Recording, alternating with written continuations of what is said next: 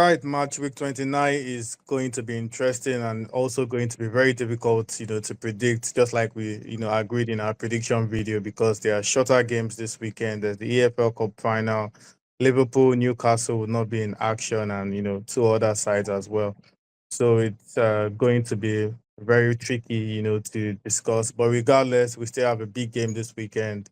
Arsenal, Chelsea, which we'll talk about, and other teams, playing for the top four race, and the relegation battle is still on. And speaking about a team that has experienced probably one of the best revival stories this season, Everton continue to enjoy. We called it the honeymoon period, but it doesn't seem like the honeymoon period anymore. It seems like they are actually enjoying themselves, and it was not a fluke. Although they've recorded three draws in a row, they've not won their last three games, but they've not lost either. Victor, they are now taking on West Ham. Do you think they could actually return to winning ways in this game? I'm not too sure they can win, to be honest. Everton, as you've mentioned as well, have been drawing a lot lately. Actually, four of their last five games ended in draws.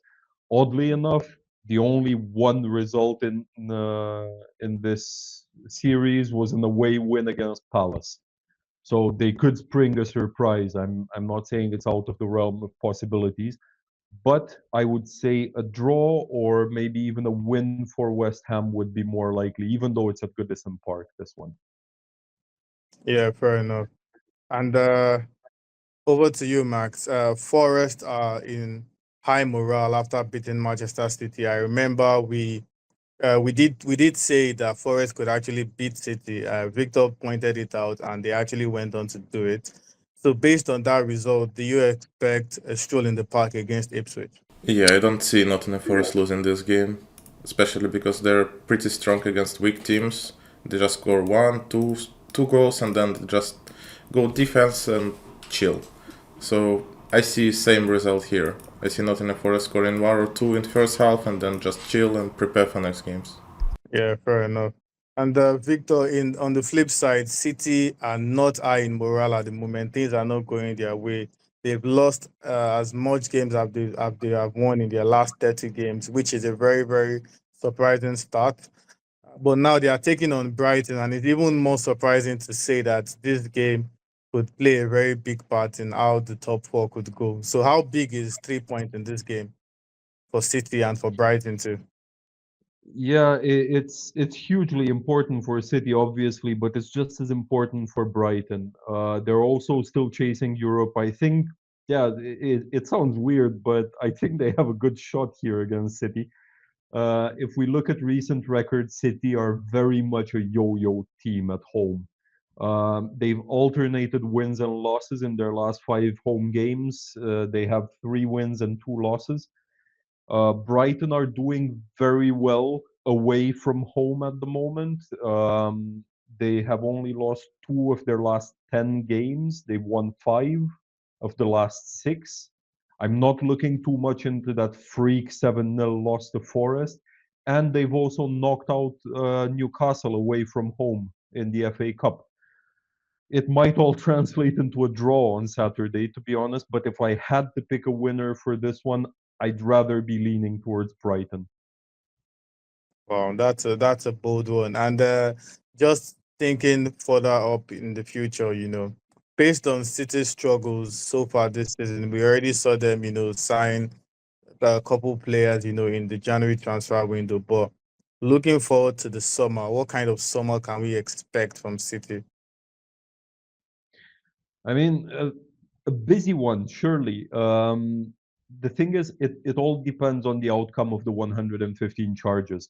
If they are acquitted, which they seem to expect to be, based on their transfer activity, there will be plenty going on, both on the pitch and off the pitch. Let's remember they'll be playing in the Club World Cup.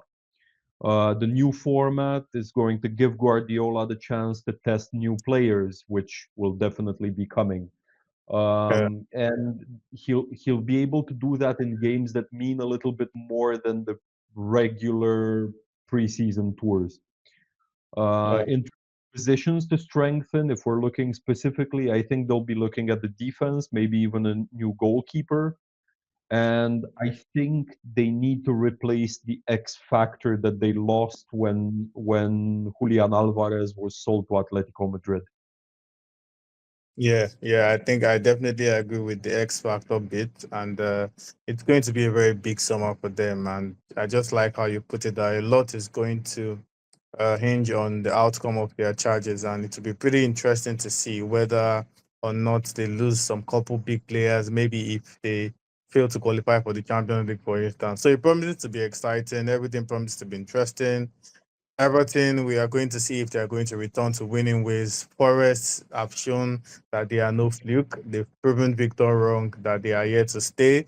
And City continue to show their inconsistencies, and we're just going to see how far they are going to fall. I mean, I'm happy to see it. I don't mean to hate, but I'm happy to see it. I'm happy to see City go this low, and may the best team win anyways at the Etihad, but I hope that team is Brighton. And of course, to all our viewers out there, tell us what you think this weekend. Can City actually beat Brighton? Can Forest continue to show that they deserve to go to Europe? And for Everton, would they actually return to winning ways? All of this and many more, and we'll continue to give you guys all the very best bits as the Premier League action unfolds.